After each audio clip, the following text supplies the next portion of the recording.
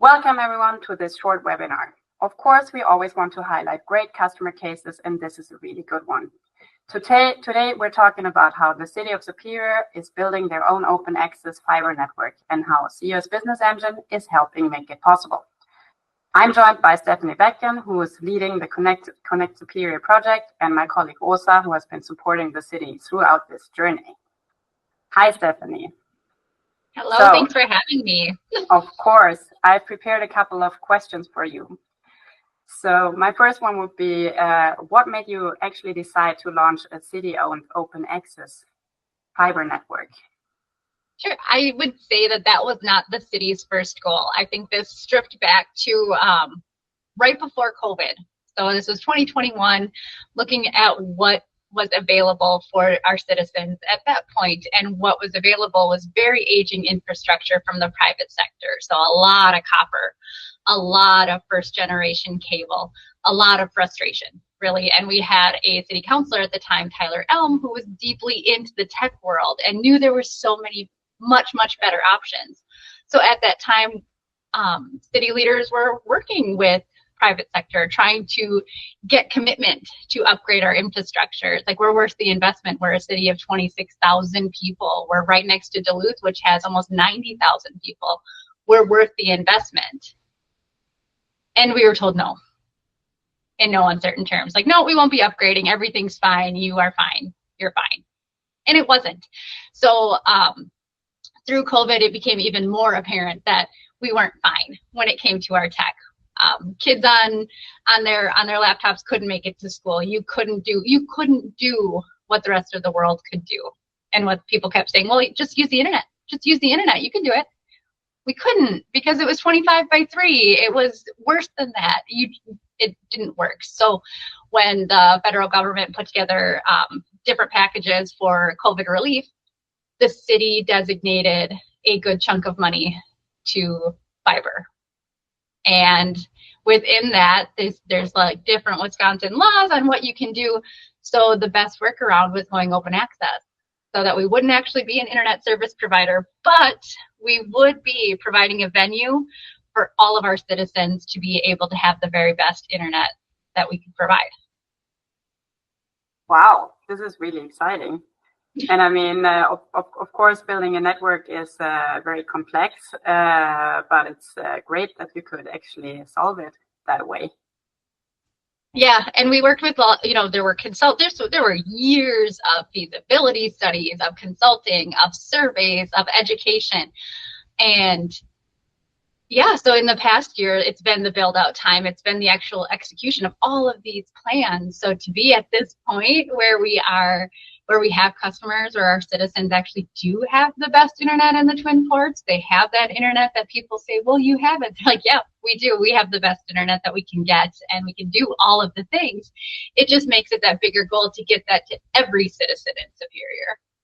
Yeah, I mean, that's of course the goal. And I mean, it's as we said, it's very complex to build a network, and there's a lot of different steps going into it, financing, staff, regulations, and all that. But I assume there were some real challenges for you in the project, and I would be interested in hearing what the biggest challenges were.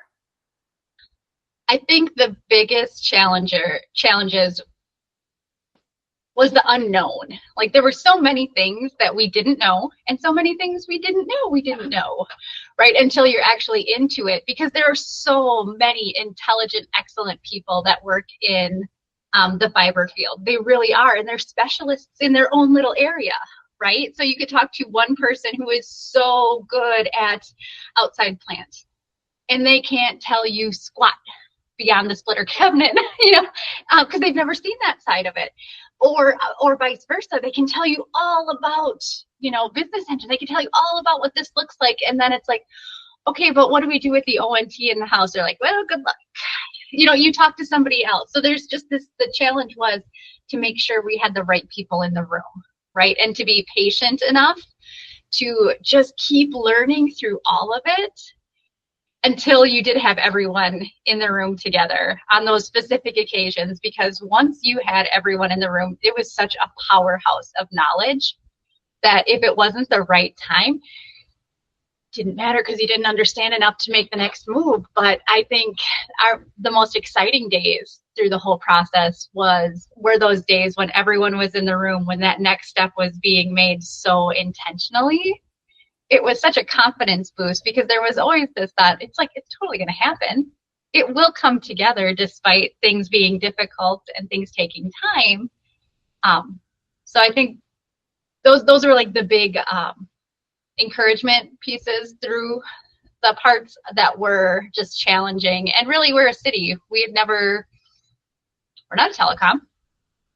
My background is in grants. I'm nonprofit and public administration. I understand cities. I understand our processes. I understand how all of that works. Telecom, I did not understand. I do now, to the point that you can, because it's one of those ever shifting, evolving, interesting critters of a field. But especially in our area where states handle things differently.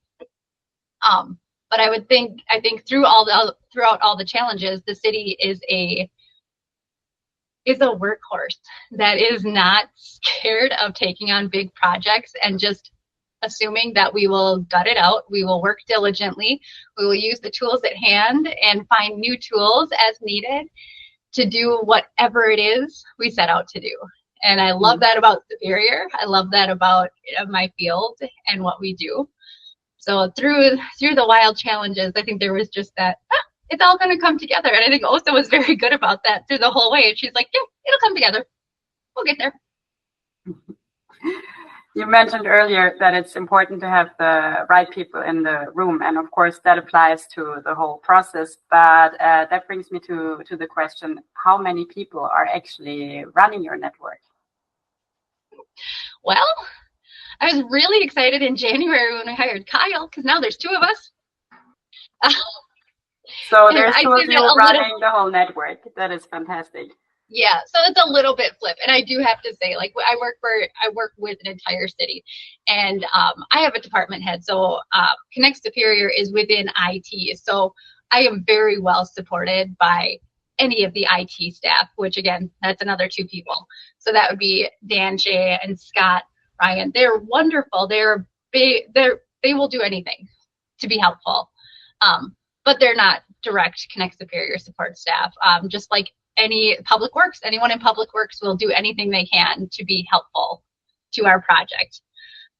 But again, they're not Connect Superior. They have other jobs as well. So thankfully, I'm within a system that is very positive and supportive. But yes, it is me and Kyle Guthrie. He's our network engineer that are running the network. And we have some great outside vendors.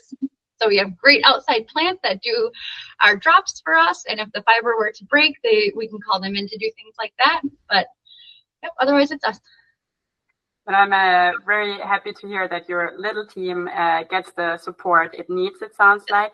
And that leads me to the question, how has COS Business Engine helped you manage the network with such a small team? It has everything together. I think that is the biggest thing that is helpful. All of it is in one place. So the more proficient I become at it, the faster I can find everything. But end of the day, even if I'm not quite sure where to look or if I'm just not even sure what I'm looking for yet, I know the second I open Business Engine, I'm going to click around. I'm going to figure out my next step and be able to move forward, which is a really good feeling. And I know I said that I'm not super tech. I'm not. That's not my background, but I am very confident in going and reading what my ONT levels are. I mean, Altiplano scares me. I don't want to go play in there very often. However, COS, as it's translating things and has it in formats that I can really readily understand, I can read out of that very well and confidently and make a next step decision there. It's also just helpful to have my customer information right there. And if my internet service providers have an issue, I'm able to see it in real time in COS, which is also very helpful. So it's all together, and I'm not clicking back and forth between websites.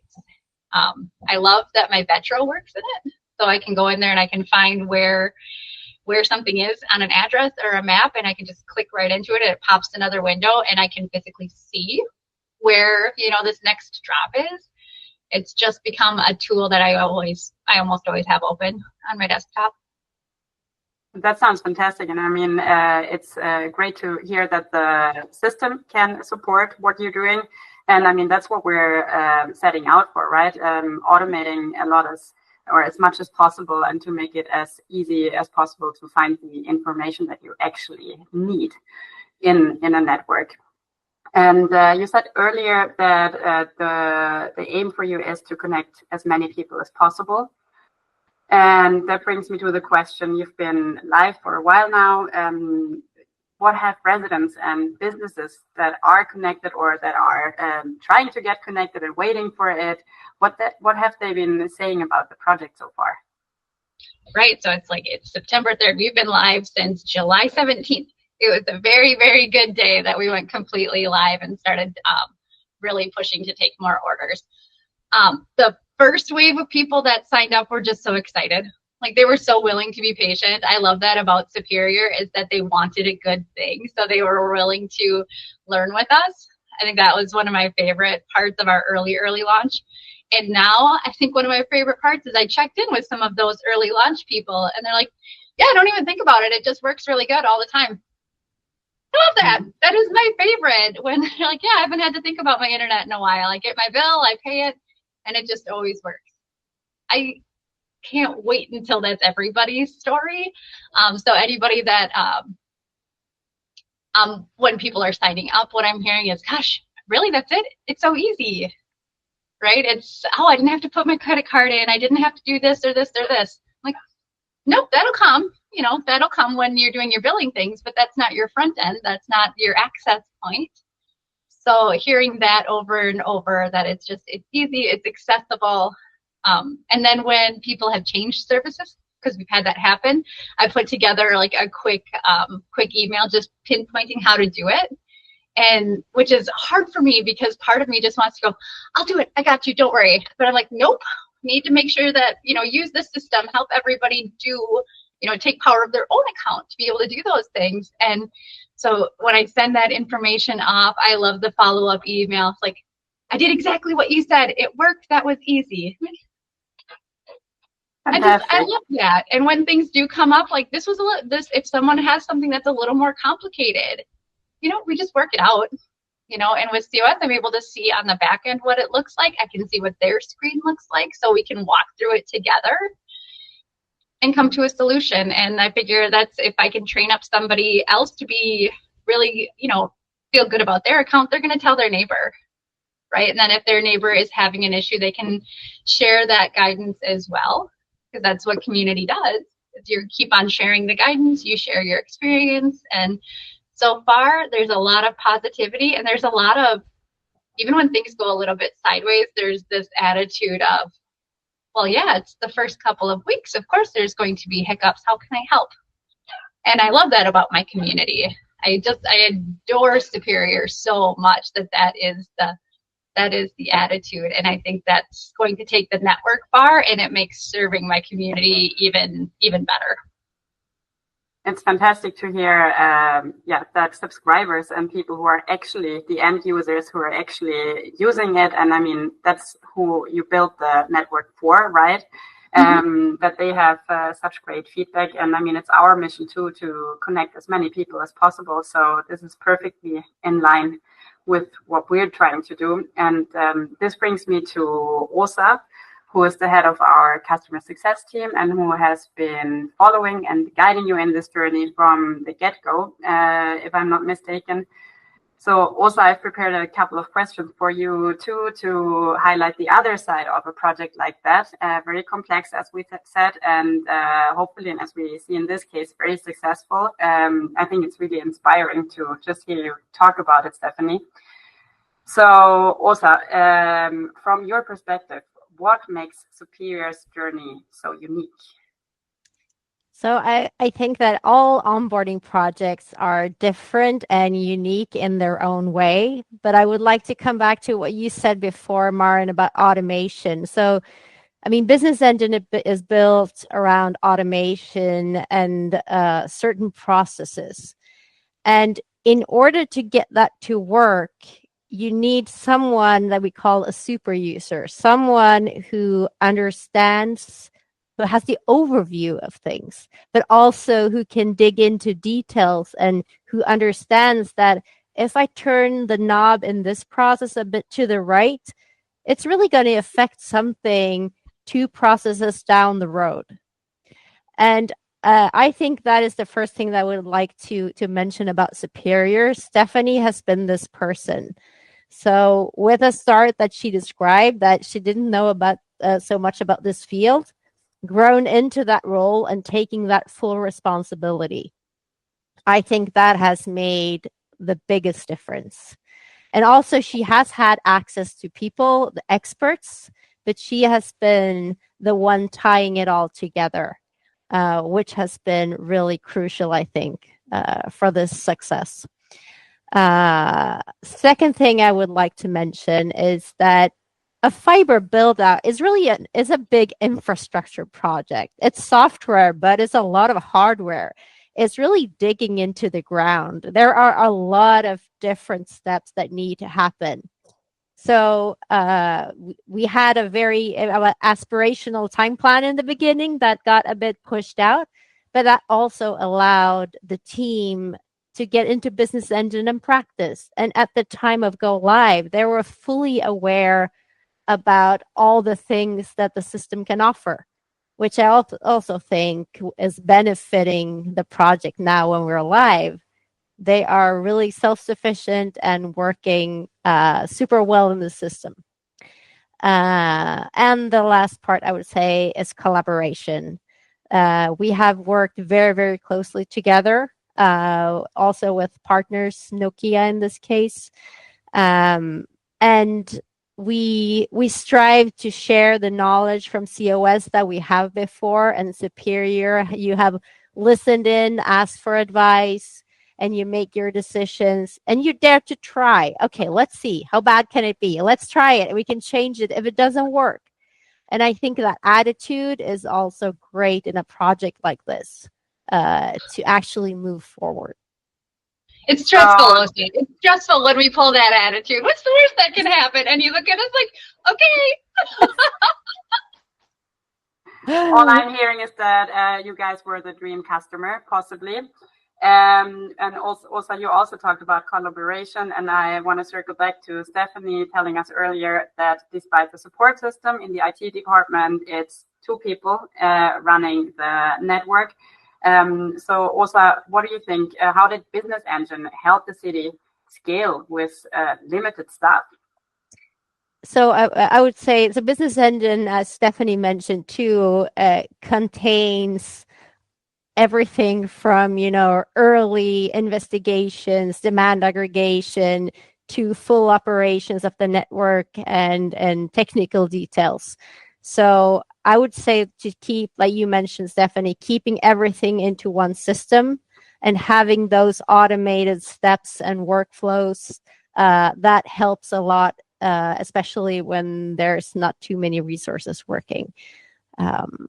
So that's the main highlight, I would say. Yeah. And the city of Superior is obviously a municipality and what we label as municipal broadband. And there are more and more municipalities that want to build networks and own their networks. What best practices could other municipalities learn from this project, you think, Åsa? Yeah, and I think Stephanie can probably pitch in here advice with to your colleagues in the rest of the country. But I mean, I would say the devoted team, willing to try, dare to try, and really super focused. That's one thing. To have early address and data control. We started working pretty early with the addresses and using Vetro, and how are we like syncing Business Engine with Vetros, what fields in what way, how do we handle the fact that we don't know everything about the addresses. We discussed that very early on in the project, which I think is also a very, very good thing to do. And the third thing is like, get it out there. Get it out, change if it doesn't work. Help the customers, as you described, Stephanie. don't dare to be in touch with your community, learn from them, ask them. I think those three are really great things about Superior. I think there's always a worry that, I mean, end of the day, I would have much rather, like anytime I do any project, before I have somebody else look at it, before I launch it, I would love to have every bug figured out, every wrinkle ironed. I would love that. I don't know anybody that wouldn't love to be able to offer that perfect product right from the start, because honestly, I would love that. It'd be great. It's what I feel that other people deserve.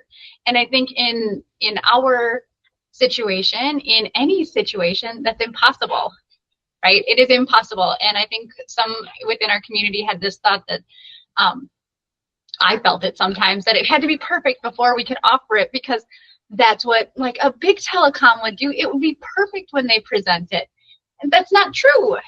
It's not true. It might be more painted. It might be more glossy. The edges might be finished a little bit more, but all of those issues are still there. And I think as a municipal provider in my area, I think it behooves us to be more honest and more authentic, right? Bringing what we bring to the table. It's like, you're right. We've got room to grow. Superior has always had room to grow. That's one of the best things about us, is that we take each other as we are, where we start, knowing that where you start is not where you end. So when we're looking at, or even where you are in a year, right? So other providers or other municipalities, as they're looking forward, it's like being gutsy and starting somewhere, somewhere one that you're proud of, right? Absolutely proud of where we're starting, because so much work has gone into it, very much intentional process, but also have that excitement for what things look like in 6 months, what things look like in a year, in 2 years, to have those long range metrics to measure success and to measure progress. I think those things, if municipalities can keep that in mind, that it's not an overnight, it's a long game, I think keeping that in mind will make what is a very stressful and exciting process more manageable. And I think that when push comes to shove, when your citizens, as you described, they were lacking reliable internet, and likely to get that is more important than the color of a button in the marketplace. So it's also about priorities. Yeah, it may not be perfect everywhere, but what is the end goal? Absolutely. And that is something that cities can look at. If you can keep stripping back all of the, other small things, the niceties, because you do want things to be nice. Absolutely. I want everything to be nice and friendly and accessible. And those are things we can keep on adding, because even at its base form, everything we offered day one was nice, accessible, clean, friendly, and now it's just getting better. And having that attitude when you're starting, I think, will cover a world of hurts. Well, I have one last question for you, Åsa. The City of Superior is obviously a great case for open access, and open access networks have long been established in Europe, for example, and only quite recently come to the US, and the demand for them is growing and the interest in them. So what do you think? What excites you the most about open access in the US at the moment? So, there is, as you say, a high interest and a growing understanding of the benefits of using the network that you invested in to more than one service provider, because people tend to think that, multiple service providers is just multiple of the same thing. That is not only internet. There's so many other services that you can provide on your network. And after all, it's a transport, and it can be used for so many other services. And on a society level, it makes more sense to build one line to all people in a city than 3 parallel lines to a few of them.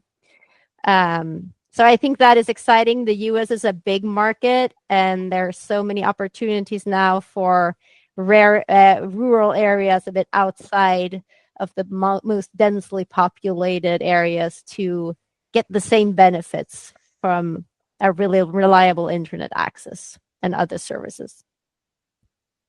Well, I really agree. So thank you both so much. I think this was really insightful. I think Superior really shows that even a small city can think big and succeed. Open access isn't only a theory anymore. It's reality, and it can really happen. You're the very best example of that, Stephanie, and the city of Superior. And yeah, if you want to learn more, please go to cosystems.com or reach out to us and book a meeting. Thank you so much for joining us today. Bye.